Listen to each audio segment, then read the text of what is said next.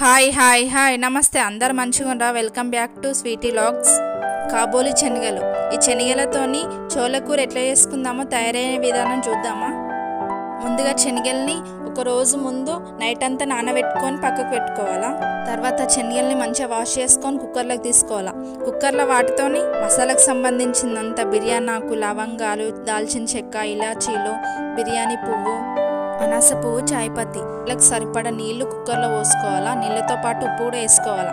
ఇవి రెండు నేను స్కిప్ చేసిన, అంటే మర్చిపోయిన వీడియో తీయడం. ఆ తర్వాత 5 విజిల్స్ వచ్చే వరకు ఉంచుకొని దించేసుకోవాలా. నేను ఫస్ట్ టైం ట్రై చేస్తున్నాను.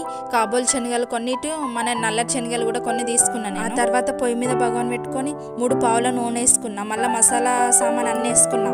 బిర్యానీ ఆకు, దాల్చిన చెక్క, సాజీరా, ఇలాచీ, లవంగాలు, బిర్యానీ పువ్వు. చూస్తుండ్రు కదా ఈ పేస్ట్. నేను ఉల్లిగడ్డలు, టమాటాలు వేసి మిక్సీ పట్టిన.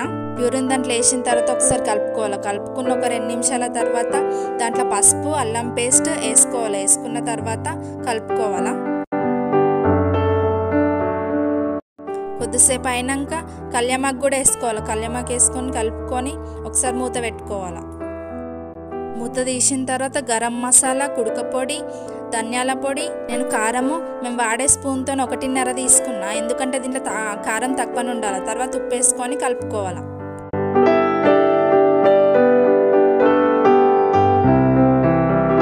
మూత పెట్టుకొని అవన్నీ మగ్గించుకొని ఒకసారి తీసుకోవాలా. అట్లా చూసినప్పుడు నూనె పైకి తేలుతుంది చూడు, అట్లా తేలినప్పుడు టమాటా ప్యూరీ నీళ్ళు ఉన్నాయి కదా, నీళ్ళు దీంట్లో పోసుకోవాలా.